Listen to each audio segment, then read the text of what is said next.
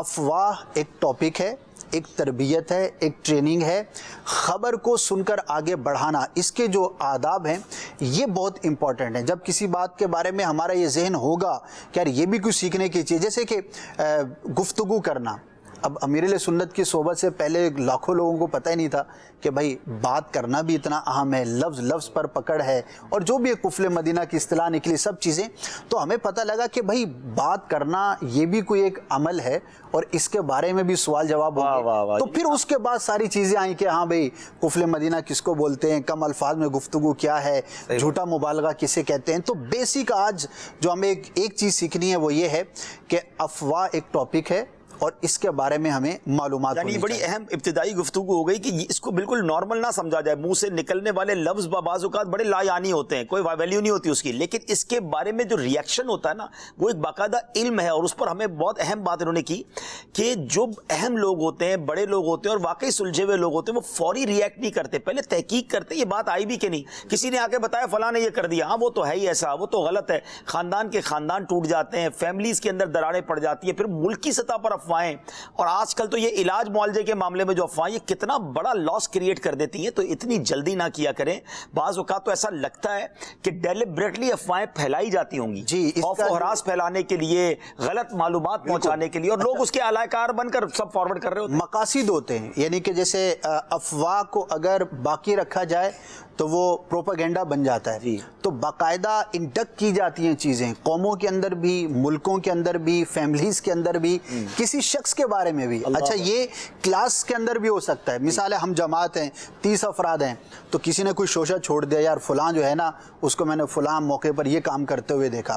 اچھا بقیہ جو 29 ہیں اب وہ سمجھدار ہیں تو اس کے بارے میں تصدیق کریں گے، جا کر پوچھیں گے، بات کریں گے، فوری ریئیکٹ نہیں کریں گے. ورنہ ایک رومر کے تحت جو ہے وہ پورے کلاس روم کے اندر ماحول خراب ہو سکتا ہے. بعض اوقات ادارے کے اندر افواہ اڑا دی جاتی ہے کہ بھئی یہ ادارہ بند ہو رہا ہے، ادارہ ہی بند ہو رہا ہے. لوگ اپنی سیمیں جمع کرانے شروع کر دیتے ہیں، آگے پیچھے ہونا شروع.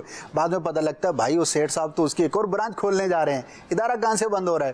لیکن اس افواہ پر کان دھر کے وہ آگے جو ہے نا وہ ریئیکٹ کر دیتے ہیں اور بعض اوقات نقصان کا. اچھا اس کو دوسرے پہلو پر دیکھیں، کوئی نیا ادارہ کھلا اور کسی نے افواہ پھیلا دی کہ بھائی ہو سکتا ہے اسی ادارے کی طرف سے ہو کہ اس کے اندر تو اتنی سیلری ہے اور اتنی فیسیلیٹیز ہیں.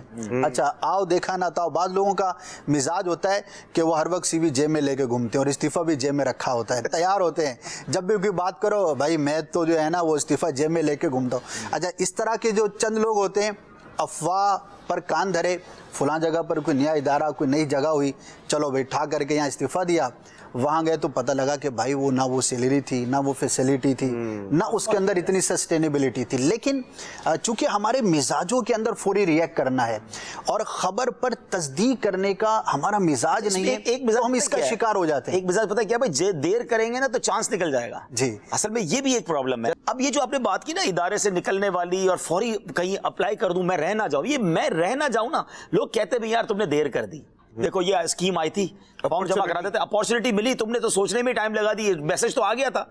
لیکن یہ جو موقع شناس سمجھتے ہیں اور اپنے آپ کو بڑا فاسٹ سمجھتے ہیں، اس میں کئی لوگ ٹھوکر بھی کھاتے ہیں.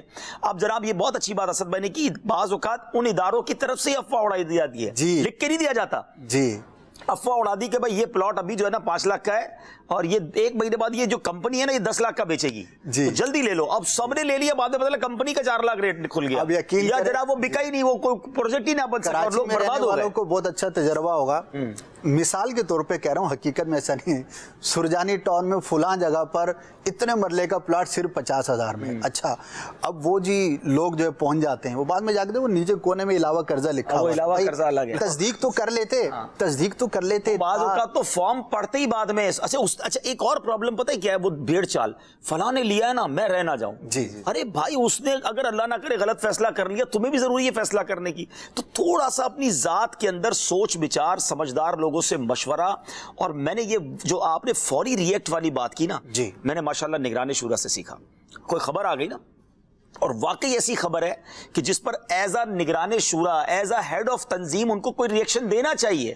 ہم کہتے ہیں حضور ریئیکشن دیں، کہتے ہیں پہلے تحقیق کرو، فلاں سے پوچھو، فلاں سے بات کرو، یہ اس خبر کے پیچھے کیا ہے، یہ واقعی ایسا ہونے جا رہا ہے، یہ واقعی نہیں ہو رہا ہے. تب سمجھ آتی ہے کہ یار بڑے لوگ جو ہوتے ہیں نا ان کو واقعی، اچھا اگر وہ ریئیکٹ دے دیں اور اس کے بعد پتہ چلے خبر ہی جھوٹی تھی تو پھر آپ کی بھی عزت ہے.